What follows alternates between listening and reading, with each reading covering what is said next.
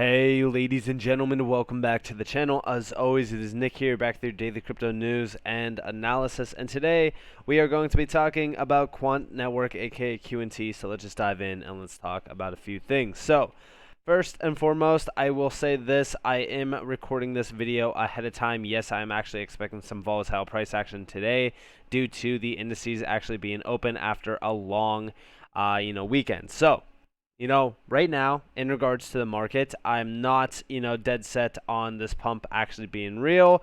I am waiting for lower price action. Yes, my targets on QNT still remain around the $30 to $40 range. As you guys are probably all aware, I have been mentioning those targets for a while.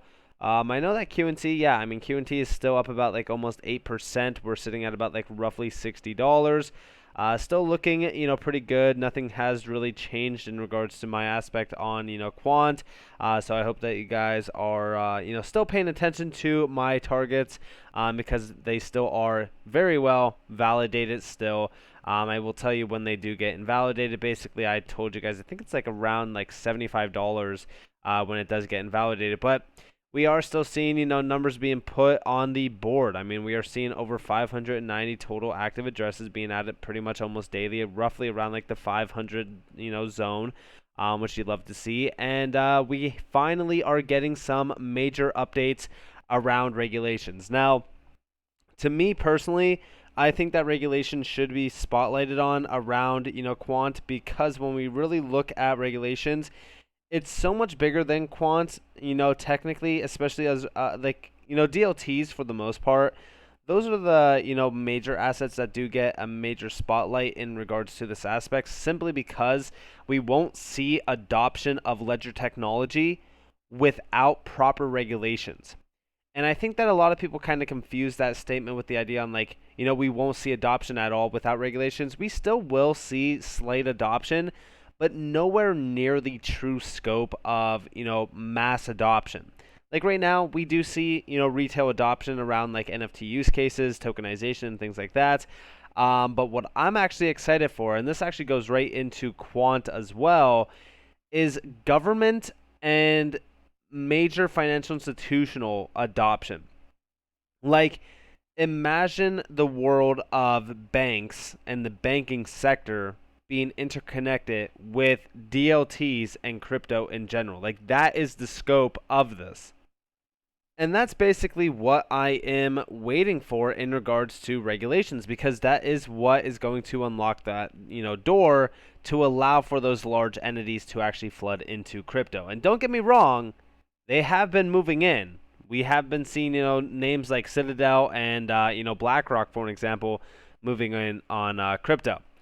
But also, when we talk about adoption, we also look at things happening around digital assets and also these ledgers. For an example, in 2 days on July 7th, we do see, for an example, Martin Hargreaves, I'm hoping that I'm saying that name right, joins the Digital Pound Foundation and Digital Euro Association to discuss fungibility and interoperability in the digital money ecosystem.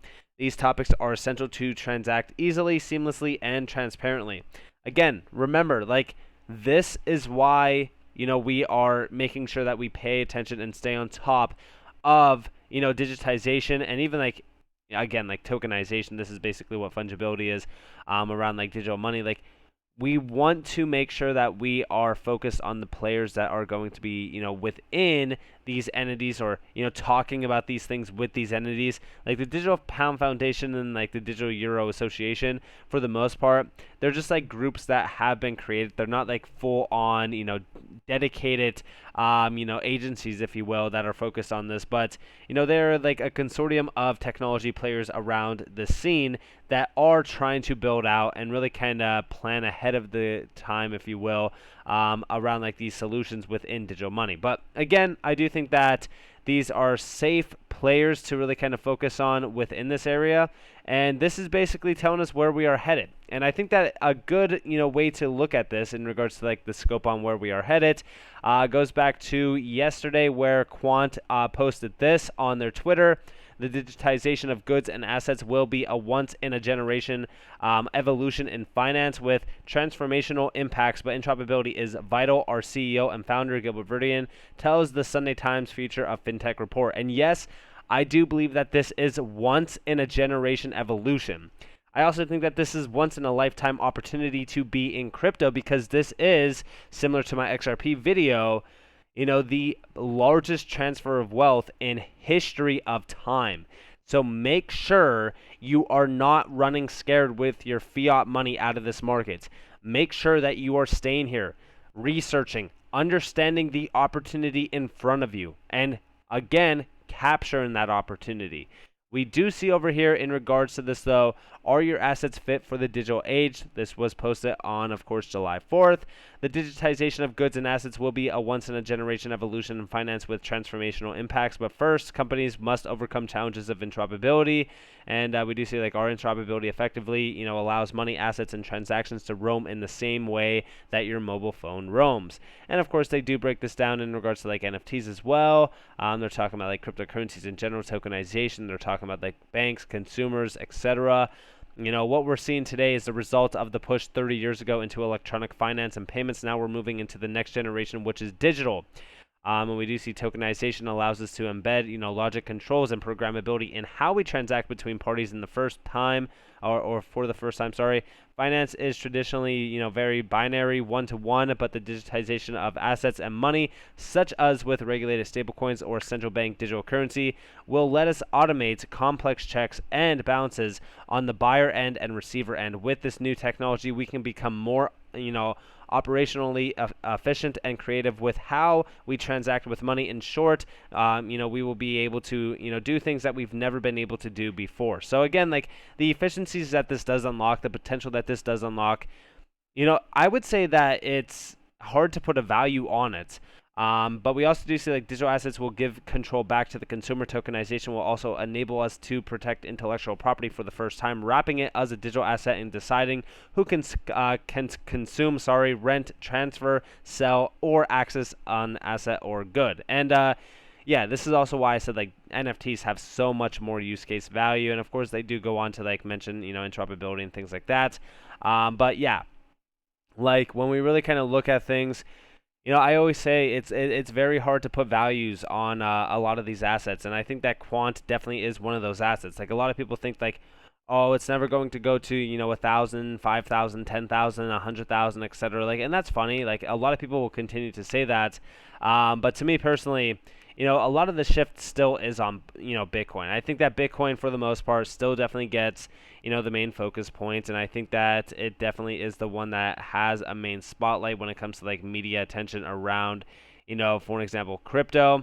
And I don't know. I mean, like to me personally, when we really look at things happening around crypto, I hate the idea on like Bitcoin basically being like the focus shift whenever it comes to like a media attention around crypto, simply because like there's so many great opportunities within this market that just not a lot of people are really kind of learning about, because again, it's almost like there's a Bitcoin maxi agenda around crypto where like Bitcoin or Ethereum for the most part are like the only tokens that do get a main spotlight. But when we really kind of look at this, like we are seeing from CZ Binance, banks now use Bitcoin for reserves, probably nothing. Bank for international settlements to allow banks to keep 1% of reserves in, Bitcoin. Now, I did share, with this, I shared to you guys with this article in an XRP video recently. And it wasn't just about Bitcoin. Like there was multiple other cryptocurrencies within this. I hate the idea of like, just pushing, Bitcoin and, again, promoting Bitcoin. Like, sure, I think that it's great for the short term to like have these assets kind of do their runs and things like that. But, when we really kind of look at this market and where we are headed, like a utility driven market is on its way. It will happen eventually. We don't know how long away it is, from now. But I do look forward to that time because, again, I think that that's when we will see a major shift happen in this market where, we won't be seeing a lot of, the Bitcoin media attention that we basically see on a day-to-day basis at the current moment. Now, also, around Quant and around like payments, for an example, I think that payments for the most part do get a spotlight, But let's actually look into a few things. So first off, we do see over here the evolution of blockchain gave us DeFi, NFTs, alt layer ones, and next up is interoperability. And I do think that interoperability definitely is the next major focus point. And of course, they do talk about why it matters, how the lack of interoperability is choking our progress, the benefits of blockchain interoperability, and the elements of interoperability as well. And then they do have like these closing words in regards to like how beneficiary it is, to like NFTs or beneficiaries.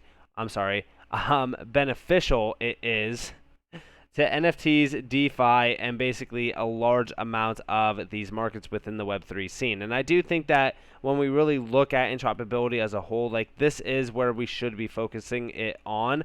It's just like the current markets that we do have in front of us. But I don't think that that is Quant's vision. I think that Quant, in regards to their team and the team behind it, they are trying to fix a problem before it already is here. Like, yeah, sure, interoperability between like the legacy systems and crypto definitely is going to be a problem, but it's not a problem at the current moment simply because crypto is not that big, or I should say it's not that big in regards to that area to be utilized properly by legacy banks and financial institutions just at the current moment in time. But once we do see like regulations being ushered in, that's when that door actually gets open, and that's why we need to be prepared. And I think that that's great that Quant basically is preparing us for the future, and that's also why I say like I think that Quant is future proof. And when we look at this space, like we won't be seeing DeFi, NFTs, Web3, and just in general adoption at mass peak without interoperability from something like Quant. This is also why I've said like Quant is so much bigger than what a lot of individuals actually assume it to be. And also, again, like even for example, like metaverse health, a chance to respawn data interoperability, privacy, and security. Around like healthcare is a major area to focus on. The funny thing is that when you go to Gilbert Verdian's resume, like this is like his entire breakdown around like his resume. You got to remember that he was on the he was a chief information security officer at the NSW Health from 2014 to 2016. He actually seen many issues around healthcare itself, in regards to like interoperability, and it allowed him and basically pushed him to create Quant. And more so, he wanted to create an interoperability layer around the healthcare scene. Hence why he was the chair of DLT for Healthcare, followed up by DLT for Public Good Committee, and then of course goes on to become a major player within a large area around some major names. For example, Fed Payments Improvement Community with the Federal Reserve. Of course, we do see like ISO TC 307. But yeah, I really look at the resume around Gilbert Verdian, and I'm just in awe. Like, it's actually shocking that we have somebody like Gilbert Verdian, being the CEO and founder of Quant, basically building out this massive interoperability network of networks. And again, a lot of people still continue to doubt the project, continue to doubt, Gilbert. Go back on his resume. Look at this massive resume. And again, he said in multiple articles, or not articles, in multiple interviews, that Quant was basically founded from what he was seeing being a problem in not only like the healthcare scene, but also in like everyday life. And we also do see like that being a spotlighted issue around like the Internet of Things as well. Like we won't see, peak adoption without Quant, which again tells you where Quant is positioned, why Q&T is such a massive opportunity going forward, and why everyone should definitely be paying attention to, Quant. So with that being said, I hope that you guys enjoyed this video. If you guys did, definitely leave a like, subscribe to notifications on if you guys want more free content. You guys are more than welcome to follow me on Twitter and join the free Discord down in the description below. As always, up to you all, have a beautiful day or a beautiful night wherever you guys are in this beautiful world. It's been Nick. Peace out, guys.